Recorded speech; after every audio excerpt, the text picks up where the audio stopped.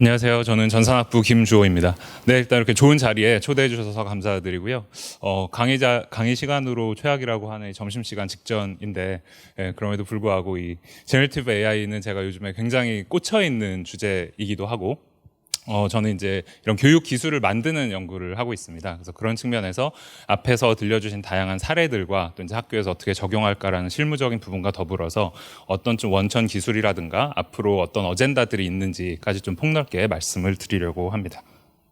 이런 이제 제너레이티브 AI가 화두가 되면서 기대와 우려가 정말 섞여서 많은 사람들이 생각을 하고 있는 것 같습니다. 학습을 하는 입장에서 생각을 해보면, 이런 이제 AI 튜터가 언제든지 나한테 뭔가를 알려줄 수 있기 때문에 언제나 이제 활용할 수 있다라는 장점이 있으면서 한편으로는 무력감이 들기도 합니다. 학생들의 경우에 무슨 프로그래밍을 하거나 글을 쓰는데 3초 만에 내가 한 달 혹은 한 학기에 배울 내용들을 그냥 척척 해내기 때문에 무력감이 이제 들고, 그러면 나는 뭘 배워야 AI가 이렇게 잘하는 스킬들을 비껴나가면서 나의 어떤 일들을 할 수 있을까, 그런 생각을 하게 되고요. 가르치는 입장에서도 이제 믹스드 필링이 생깁니다. 여러 가지 도움을 받을 수 있죠. 마치 조교가 하나 더 생긴 것 같다, 이런 말씀을 하시는 교수님들도 많이 계시고요. 그런데 이제 우려라고 한다면, 이제 그동안 지식 전달 위주로 수업을 진행을 했던 그런 것들이 과연 더 이상 유효한가? 라는 좀 근원적인 질문을 하게 됩니다. 그러면 이 시대에 우리는 무엇을 가르쳐야 하는가라는 좀 이제 질문을 던지게 되는 것 같습니다. 최근에 유네스코에서도 이제 이런 이슈가 굉장히 이제 화두가 되고 있기 때문에 이제 AI와 그런 하이어 에듀케이션의 관계 측면에서 챗GPT 같은 기술을 교육 환경에 어떻게 활용할 수 있을까를 가지고 여기에 보시는 한 10몇 가지 이런 패턴들을 제시를 합니다. 이제 여기 보시는 패턴들은 이제 수업을 하는 이제 교수자 입장에서는 일종의 레시피로 활용을 할 수가 있을 것 같습니다. 예를 들어서 소크라틱 어포넌트, 아까 이제 김필라 원장님도 말씀을 주셨는데, 이런 이제 소크라틱 어포넌트로 쓴다면 챗GPT랑 이제 질문과 답을 주고받는 이제 그런 식의 강의 경험을 설계를 할 수가 있겠죠. 그리고 뭐 스터디 버디라고 하면 이제 챗GPT가 계속 학생들한테 어떤 모티베이션을 준다든가, 그래서 이제 수업에 어떤 방식의 챗GPT를 쓸 것인가 고민을 할 때 이제 이런 것들을 보면서 이제 선택을 하고 강의 목표와 학습 목표에 맞게 설계를 할 수가 있지 않을까 생각을 합니다.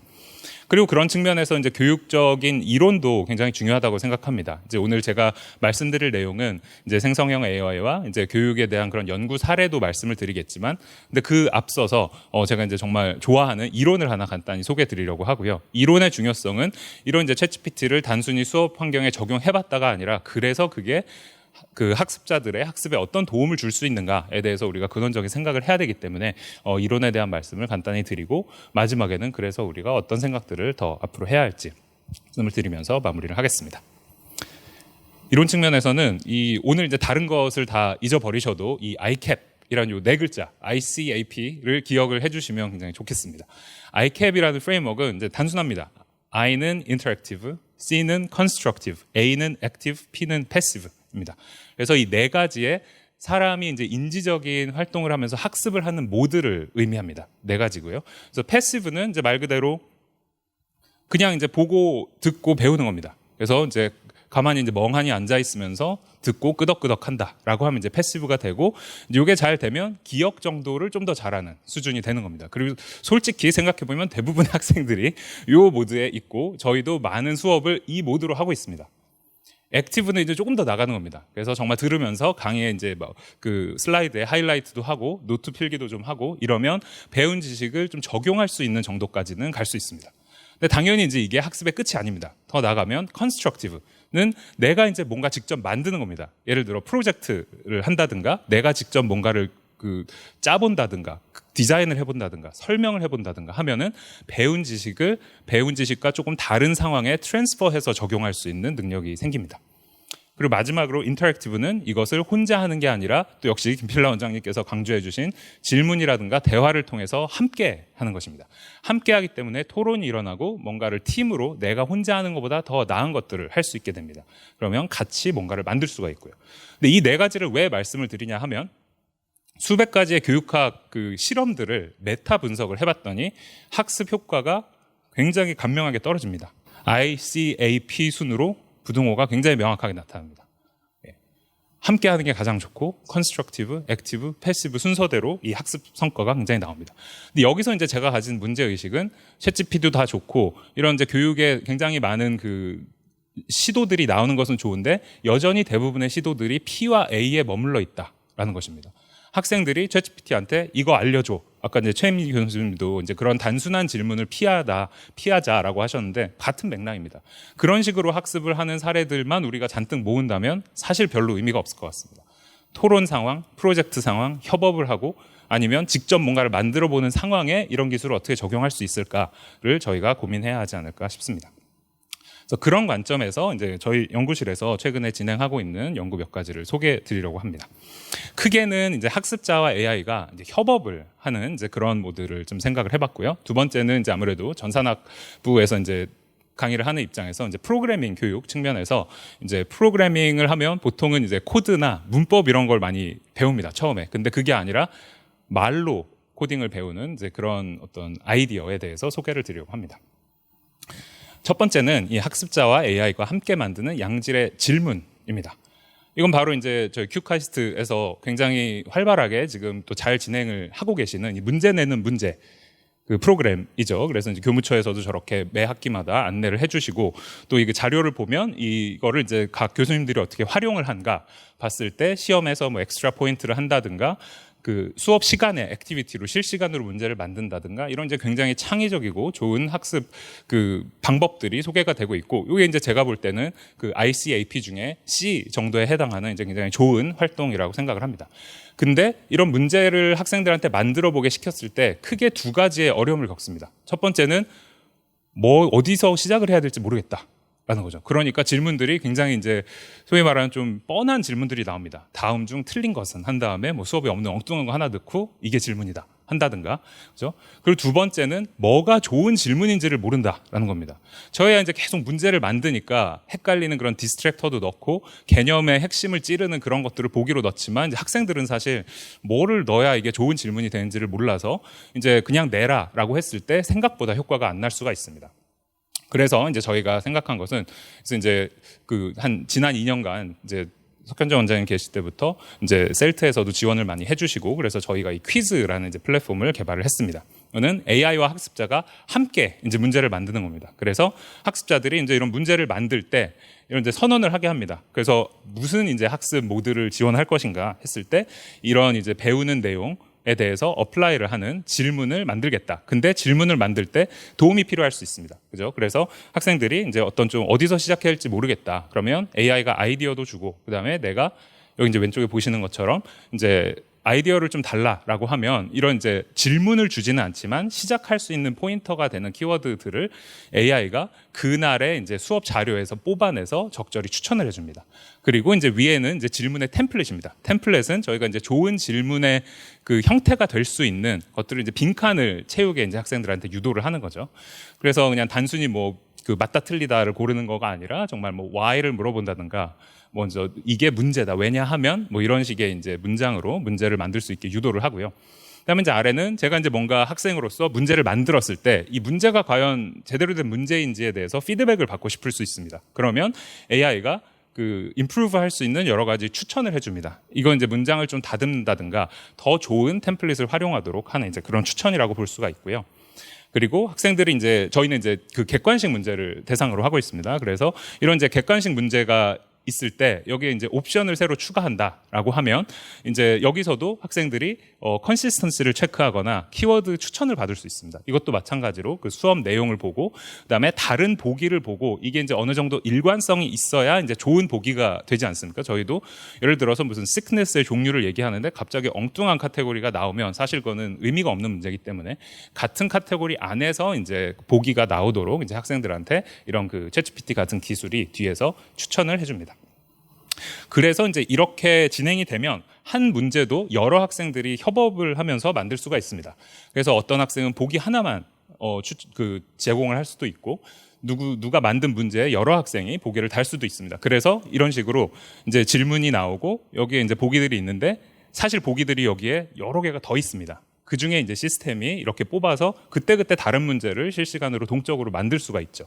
그리고 이 문제는 이 5명의 학생들이 협업을 해서 만든 문제입니다. 그래서 이런 것들이 이제 보여져서 큐카이스트에서 저희가 진행하는 문제 내는 문제 같은 이제 이런 프로그램을 진행할 때 이제 더 많은 그 수업에서 좀 활용을 하실 수 있지 않을까 생각을 하고, 다음 학기부터 저희가 이거를 이제 홍보도 많이 하고 실제 교수님들이 수업에서 활용할 수 있게 저희가 준비를 하고 있습니다. 네, 두 번째 사례로 넘어가 보겠습니다. 두 번째는 그 글쓰기 상황입니다. 사실 이제 챗GPT가 나오고 나서 뭐 전산학에서는 이제 프로그래밍을 하는 그런 이제 과제들이 굉장히 비상에 걸렸습니다. 학생들한테 뭐 이거를 짜보세요 하면 챗GPT에 넣으면 5초 만에 끝납니다. 그리고 비슷하게 EFL 영어 수업에서 이제 안소영 교수님이 디렉터를 하고 계신데 고민을 하고 계신 게 이제 학생들 에세이 쓰는 게 마찬가지죠. 학생들이 한 학기 걸려서 이제 열심히 배워서 쓰는 에세이를 훨씬 뛰어넘는 수준의 에세이가 5초 만에 나오죠. 그러니까 그럼 이제 에세이 수업은 어떻게 해야 하는가? 근데 역시 이제 카이스트에 우리가 좀 이제 그 선진 그런 교육 모델을 가지고 있다라고 생각이 든 것이 챗GPT가 나오고 많은 학교들이 이런 사용을 막고 하는데 이제 집중을 한 반면에 카이스트는 뭐 총장님이나 교무처, 셀트부터 이런 기술을 더 적극 활용해서 더 잘 가르치는 방안을 고민해보자라는 메시지가 굉장히 명확했던 것 같습니다. 그런 면에서 저도 이제 굉장히 자부심을 가지고 있고요. 그래서 이제 저희가 한 것은 그 EFL 수업에 학생들한테 그냥 챗GPT를 더 쉽게 쓰도록 아예 줬습니다. 챗GPT 들어가서 쓰지 말고 우리가 API 비용 다 내줄 테니까, 그리고 들어와서 여러분의 에세이를 여기다가 넣고 바로 여기서 대화할 수 있게 줄 테니까 에세이에 대해 궁금한 거 있으면 물어보고 도움받고 싶은 거 있으면 AI한테 도움받아서 최대한 더 많이 배우고 더 좋은 에세이를 만들어 보세요 라고 했습니다. 그래서 지난 봄학기에 저희가 213명의 EFL 라이팅 수업을 듣는 학부생 대학원생들한테 이 플랫폼을 제공을 했습니다. 그래서 여기 보시는 이제 3개 수업에 이제 제공을 했고요.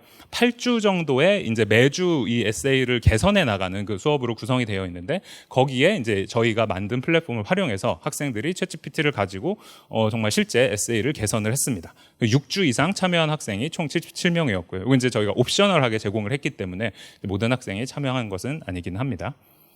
그래서 이제 저희가 들여다봤더니 전반적인 학습 경험에 대해 학생들이 굉장히 만족도가 높았습니다. 그래서 이제 그 3가지 수업에 대해서 저희가 뭐 참여, 그다음에 스스로의 발전에 대한 평가, 수업 내용 이해, 그다음에 LLM 같은 이런 생성형 AI에 대한 이해, 계속 사용 의향 같은 것들을 봤을 때 전반적으로 5점 만점에 4점이 넘는 정도의 이제 좋은 그런 평가를 받았고요.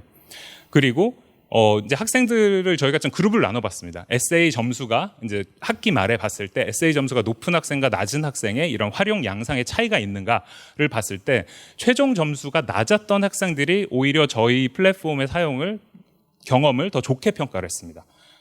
그래서 예를 들어 이제 보면은 이 높은 점수와 낮은 점수 그룹 학생들을 봤을 때 이제 참여, 뭐 그 자기가 얼마나 향상이 되었는가, 수업 자체의 경험, LLM에 대한 이런 면에서 다 그 낮은 점수의 학생들이 더 좋은 점수를 주었고요.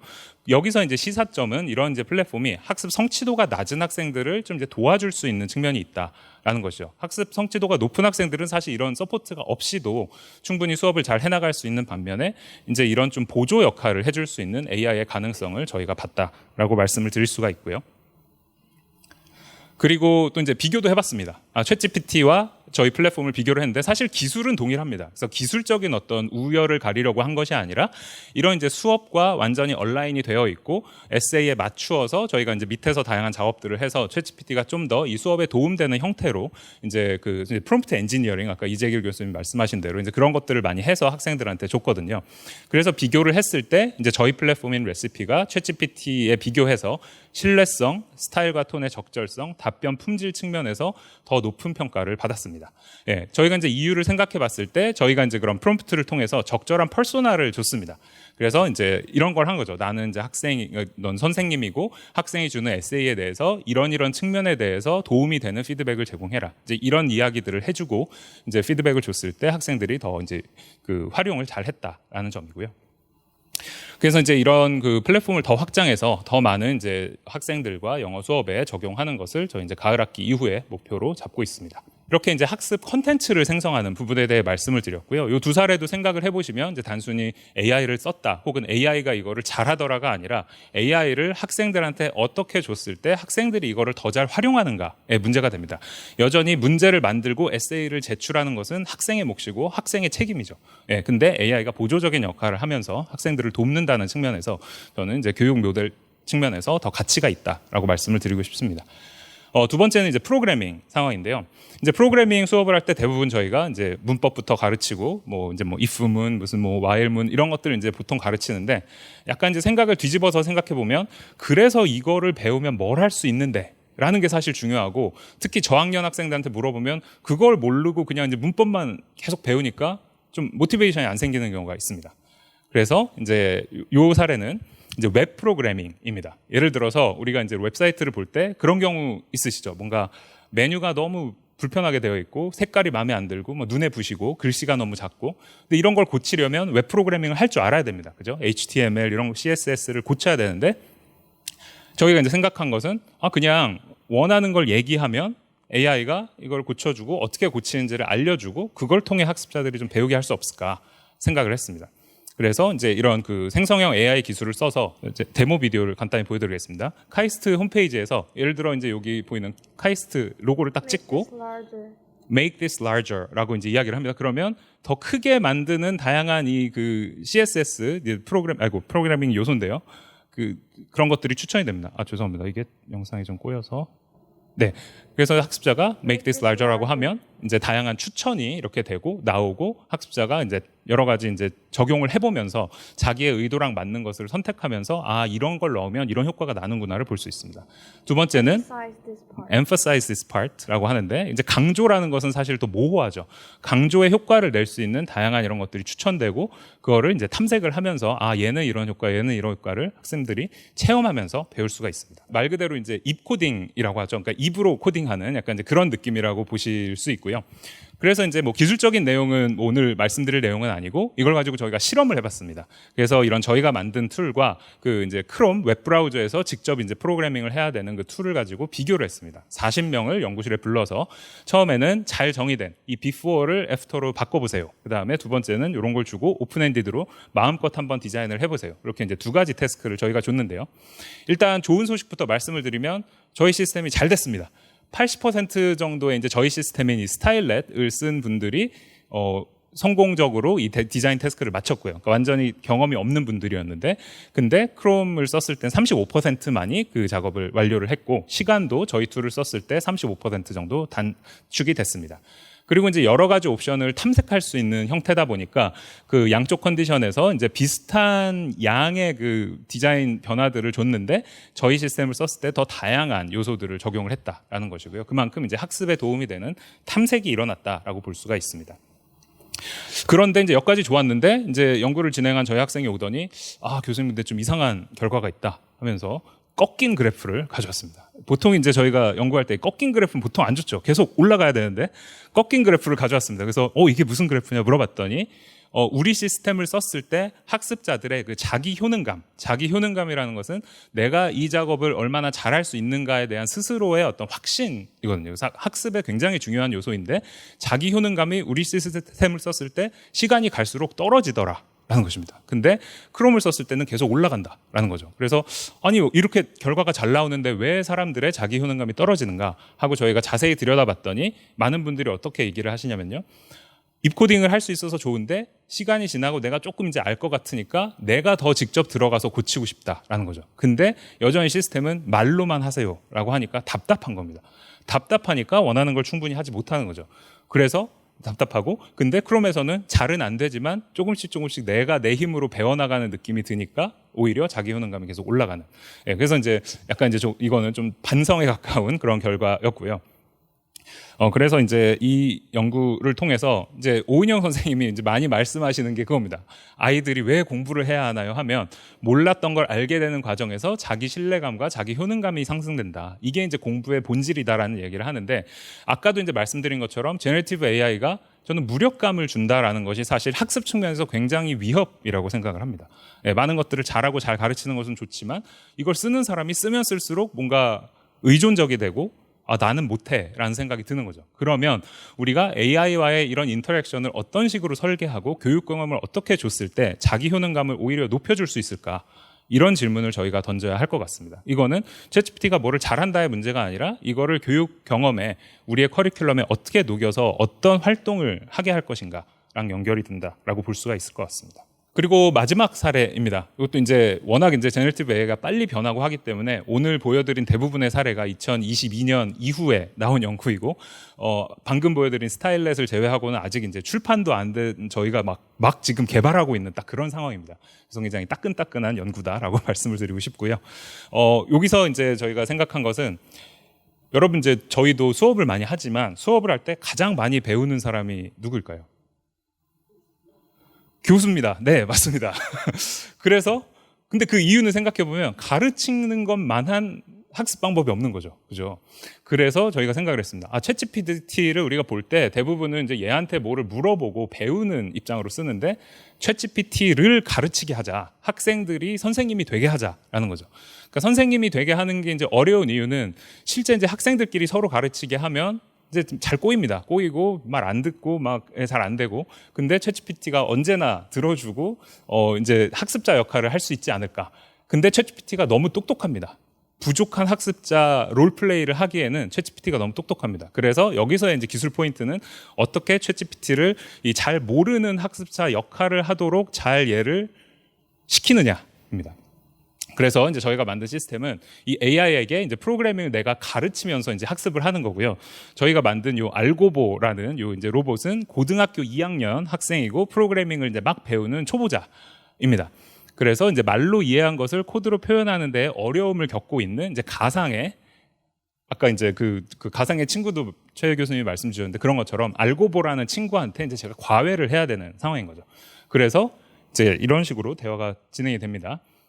단계별로 이제 AI한테 개념을 설명해 줄 수 있습니다. 이제 알고보가 얘기합니다. 이진 탐색이라는 그 개념이 있는데요. 잘 모르겠어요. 설명해 주세요. 이러면 설명해 드릴게요. 하면서 이제 이거는 이제 그 학습자이지만 이제 선생님인 저희의 사용자가 이제 직접 입력한 내용입니다. 실험에서.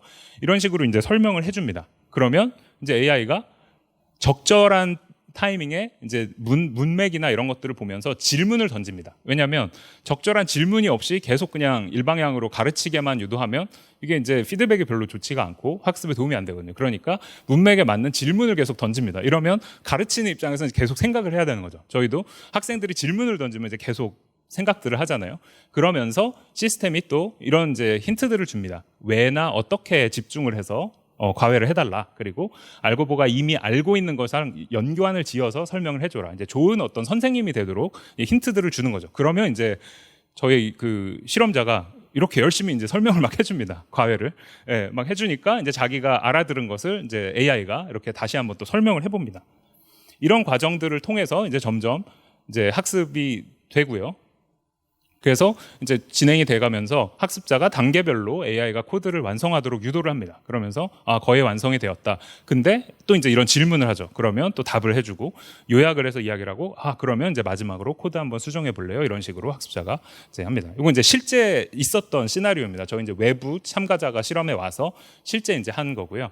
그리고 이제 문제풀이가 끝난 다음에 또 이제 토의를 할 수 있습니다. 그래서 이제 심화 내용을 설명하거나 그러면 이제 이진 탐색을 실생활에 사용하는 예시는 뭐가 있을까 하면서 이제 추가 토론까지 가능합니다. 그러면 여러 가지 이제 뭐 예시도 들어주셨네요. 근데 이게 뭐 정렬되어 있지 않았다면 어떻게 해야 할까요? 그러면 다른 걸 혹시 적용할 수 없을까요? 하고 이제 알고보가 어려운 질문을 이제 던집니다. 그러면 학습자가 이제 이런 건 또 선형 탐색 이런 거 내가 어디서 들은 적이 있는데 이런 걸 써서 할 수 있어. 뭐 이런 식으로 이제 알려주면서 후속 토론까지 가능하고 이 모든 것이 이제 그런 챗GPT 같은 그런 생성형 AI에 기반해서 이제 사전에 스크립트가 아닌 상황에 맞는 문맥에 맞는 맞춤형으로 진행이 됩니다. 그래서 여기 이제 말씀드린 핵심 기술은 AI가 이 모르는 학습자 상태를 잘 모사를 해야 합니다.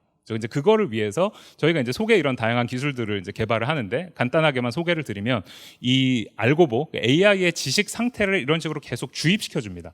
너는 지금 아무도 모르는 상태에서 이 사람한테 요만큼 배웠기 때문에 지금은 팩트는 이걸 알고 코드는 요 정도를 짤 줄 알아 라는 것을 계속 업데이트를 시켜줍니다. 그러면 이제 나의 지식 상태를 가지고 AI가 그거에 맞는 반응을 만들어내고 뭐 코드를 짜고 질문을 이제 할 수 있게 되는 것이죠. 네, 그래서 여기까지 이제 말씀을 드렸고요. 이제 마무리를 좀 드리자면 그 호주에 있는 UTS, 그래서 University of Technology 시드니에서 이제 이런 어떤 프레임워크를 제시를 했습니다. 이제 학생 중심으로 이 제너레이티브 AI 활용에 대한 우리가 고민을 해야 한다라는 것인데 굉장히 질문들이 좋습니다. 첫 번째는 학생들이 이 제너레이티브 AI의 어떤 의미라든가 중요성을 사회 측면, 커리어 측면, 자기가 공부하는 측면에서 인지할 수 있어야 한다.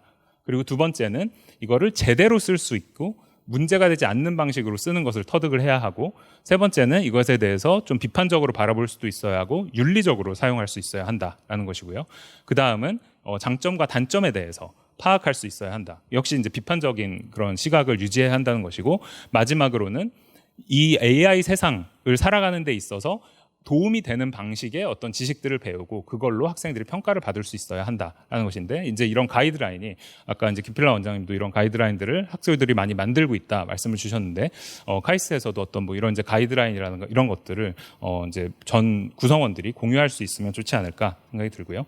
그다음에 이제 교수자 측면, 이제 수업을 하는 측면에서도 저희가 이제 봤더니 저마다 다 쓰고 싶으신 방식이 다릅니다. 근데 그냥 뭐 오픈 AI 홈페이지에 가서 이렇게 쓰세요가 아니라 교수자한테 필요한, 내 수업에 필요한 이런 생성형 AI 플러스 교육 환경을 직접 구축할 수 있게 돕는 것이 필요하지 않을까라는 생각을 합니다. 어떤 수업에서는 3번 정도 반복적으로 하게 유도를 할 수도 있고, 어떤 수업에서는 한 번 한 다음에 다른 학생한테 줬다가 받거나 뭐 이런 걸 할 수도 있고요. 그래서 이제 이런 걸 유연하게 만들 수 있는 이제 어떤 그런 그 설계 프레임워크를 저희가 또 개발을 하고 있습니다. 그래서 이런 것들을 활용하면 이제 다양한 목적의 글쓰기 상황에서 뭐 예를 들면 이제 같은 글쓰기여도 이런 카피라이팅, 뭐 이메일, 스토리라이팅 이런 다른 상황에 다른 어떤 이런 그 구축 환경들을 손쉽게 직접 드래그 앤 드랍으로 누구나 만들 수가 있습니다. 그래서 이런 것들이 또 활용의 한 가지 가능성이 될 수 있을 것 같습니다.